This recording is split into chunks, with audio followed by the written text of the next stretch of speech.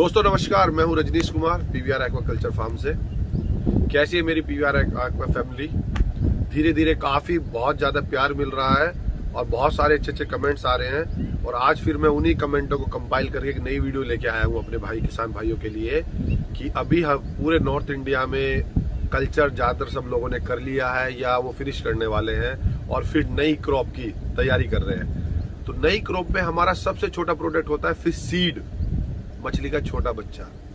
आज हमारी इस वीडियो का टॉपिक ही है कि हम एक अच्छे क्वालिटी सीड की सिलेक्शन कैसे करें, क्योंकि हमारी पूरी क्रॉप उस पर ही डिपेंड करती है। दोस्तों साथ में मैं ये भी बताना चाहूँगा, क्योंकि मैंने ये ऑब्जर्व करा है, ये देखा है मेरे किसान भाइयों को एजुकेशन में बहुत पीछे है।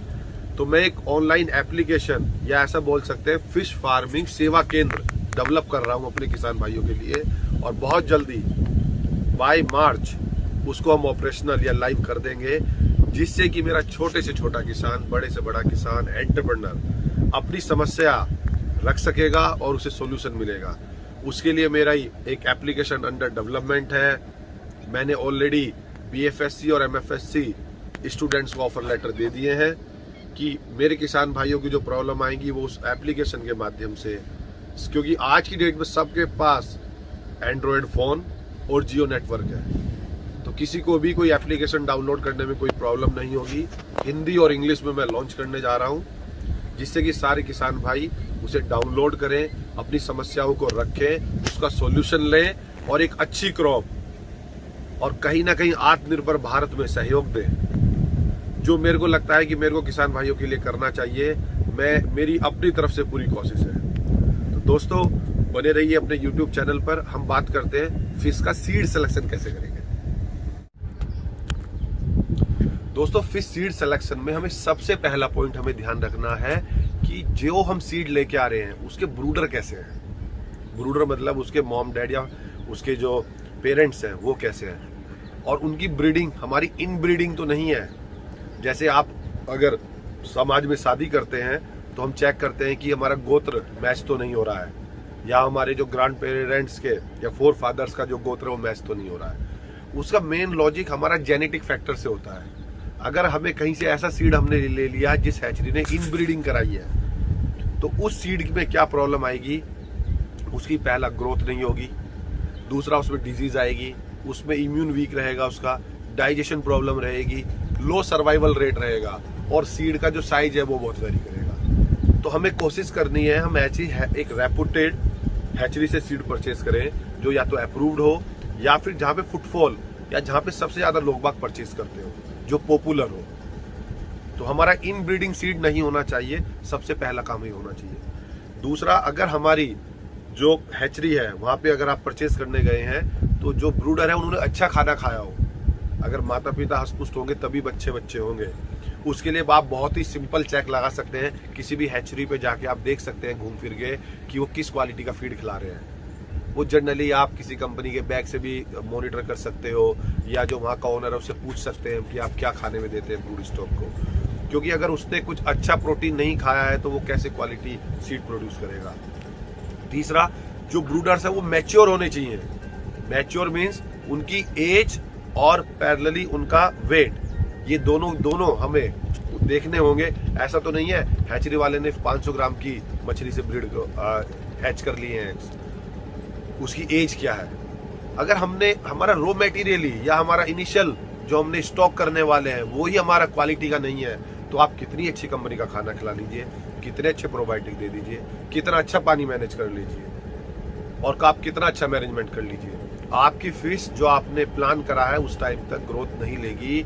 और फिर हम बात करेंगे कि हमने बहुत अच्छा खाना खिलाया, खाने की क्वालिटी खराब है, पानी भी सही मेंटेन किया है, और हम भूल जाएंगे कि हमने जो सीड स्टॉक किया है उसकी क्वालिटी क्या है। अच्छी हैचरीज, अच्छी क्वालिटी का सीड अच्छे पैसों में ही आता है। तो मेरी किसान भाइयों से अनुरोध है कि जब हम सीड परचेज करें उस समय पैसों को बहुत ज्यादा प्रायोरिटी ना दें, क्योंकि आपकी एंटायर कल्चर, आपकी एंटायर क्रॉप केवल उस सीड पे डिपेंड होने वाली है। हम जब स्पॉन रेयरिंग हो रही है किसी नर्सरी हैचरी में या उसके नर्सरी मैनेजमेंट में, तो देखिए वो किस क्वालिटी का फीड दे रहे हैं, क्या प्रोटीन वैल्यू का दे रहे हैं। अगर उन्होंने स्पॉन रेयरिंग भी अच्छी तरह नहीं करी है तो भी वो क्वालिटी सीड नहीं मिलेगा हमें।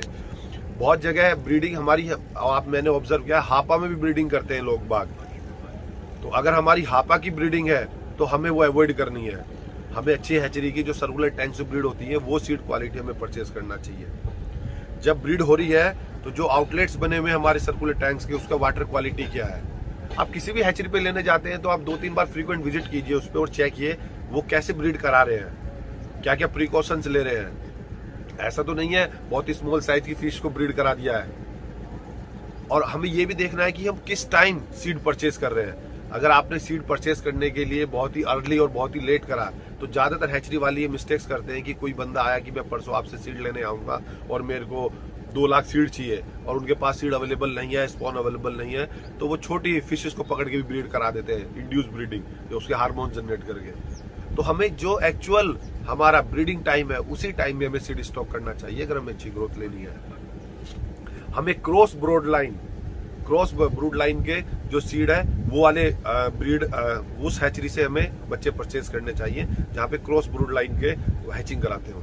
तो दोस्तों ये कुछ बेसिक्स 4-5 बातें हैं जो हमें बड़े ही ध्यान रखनी है जब भी हम सीड परचेज करेंगे और उसकी क्या क्वालिटी रहेगी। क्योंकि अगर आपने कॉस्ट पे कॉम्प्रोमाइज करा सीड के केस में तो आप 100% निश्चित कर लीजिए आप अच्छा प्रॉफिट बुक नहीं कर पाएंगे एक्वाकल्चर में।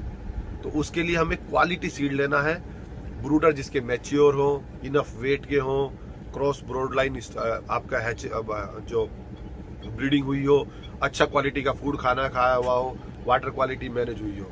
अगर हम ये सब बेसिक्स बातें ध्यान रखेंगे तो हमारे एंड रिजल्ट या एंड क्रॉप जिसे बोलेंगे या जो हम फिश बोलेंगे या मार्केटेबल साइज की फिश जिसको हम हार्वेस्ट करके सेल करेंगे, हमें अच्छा प्राइस मिलेगा, विद इन टाइम फ्रेम वो ग्रोथ करेगी।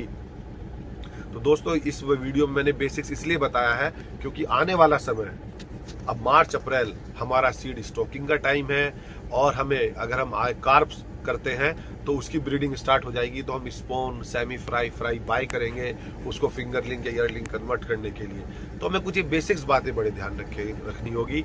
इसी के साथ मैं बताना चाहूँगा दोस्तों, बहुत जल्दी आप सबको एक नया ऐप मिलने वाला है जिसको हम फिश फार्मिंग ऑनलाइन सेवा केंद्र, जिससे कि मेरे फार्मर्स को जो मेरे को लगता है एजुकेशन होने में, उनकी प्रॉब्लम सोल्व होने में बहुत बेनिफिट मिलेगा। तो बने रहिए अपने PVR एक्वा यूट्यूब चैनल पर, कमेंट कीजिए, लाइक कीजिए, शेयर कीजिए।